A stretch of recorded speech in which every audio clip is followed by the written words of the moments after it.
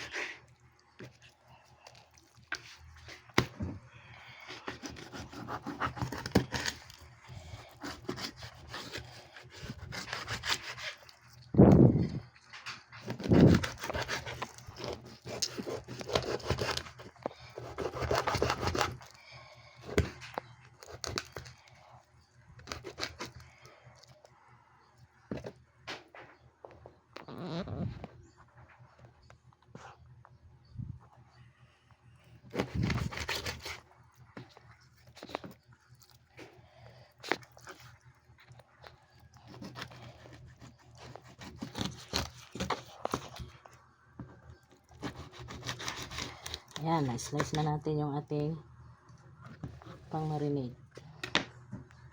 Gagawin natin, asin na isa.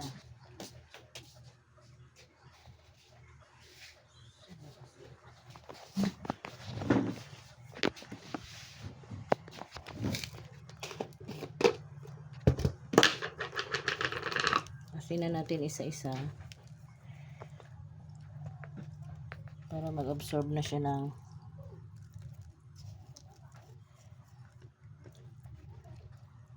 lasa, tsaka hindi agad-agad masisira yung isda kapag naasinan.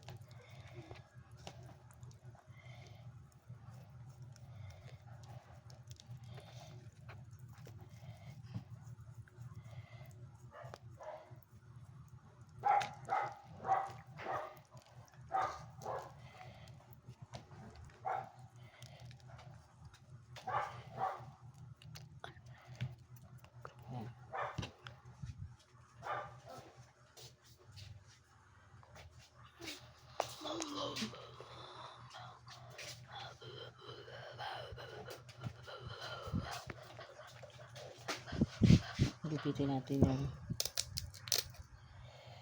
palipik.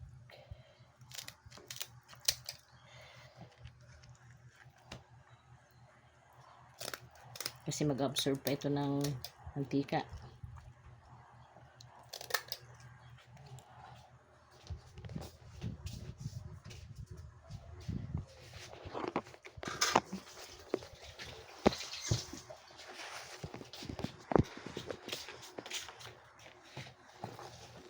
Gawa tayo ng pangtimpla natin.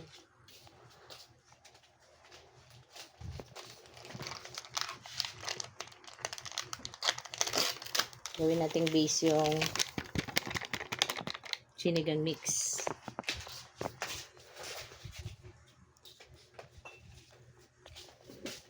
Kung meron kayong crush garlic, doon na. Pwede. Pero ako dahil wala akong garlic dito, ang gagamitin ko ay yung powder.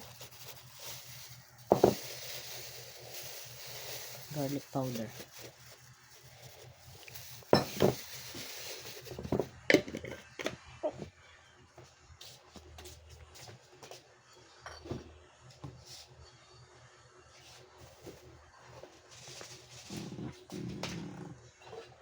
Patay na wala.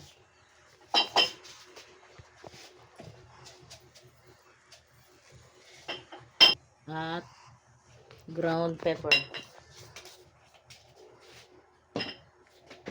Paminta. Haluin natin yan.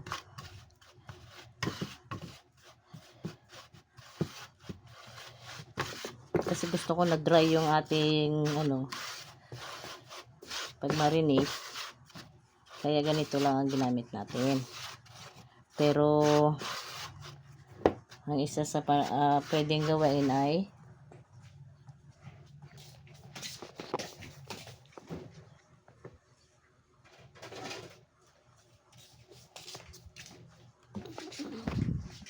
suka, paminta, bawang, lahat yan pwedeng gamitin. Ito eh. Isa-isa natin yung lalagyan ng powder.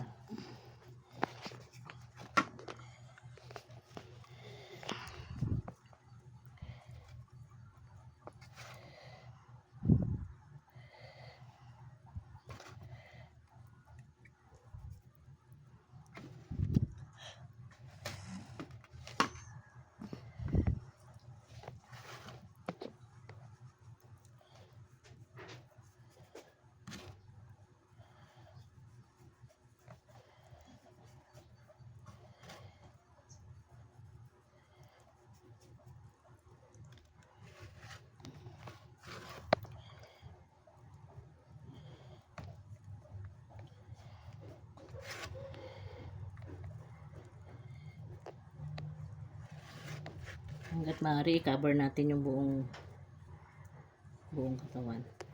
Ay, buong lahat ng meat. Para mas malasa. Mas masarap siyempre kapag pagkain natin, tayo ang kakain.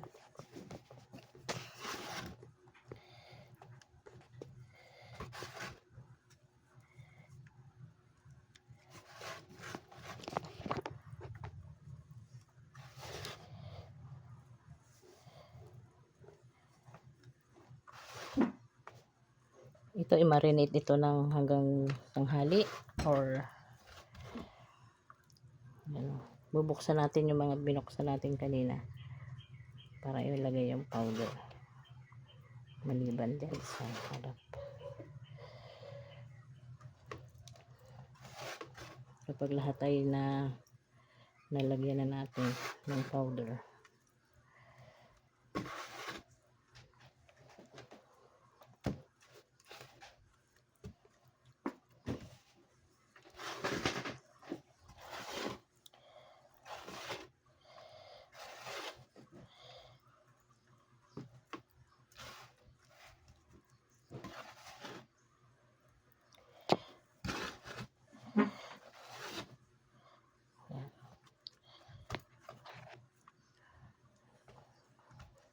yung natitirang powder pwede nating i-ano ulit, ilagay yung laman doon para makuha niya lahat yung ano, sayang din kasi.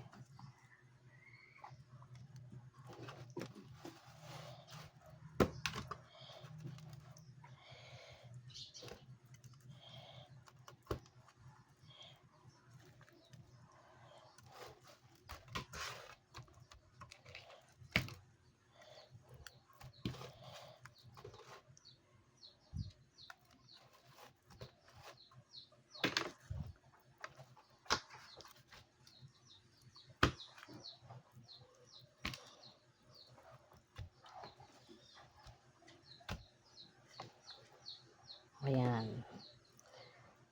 Marinate lang natin ito dyan ng mga kalahating oras. Pinaka maiksi. Mas maganda kung mas matagal.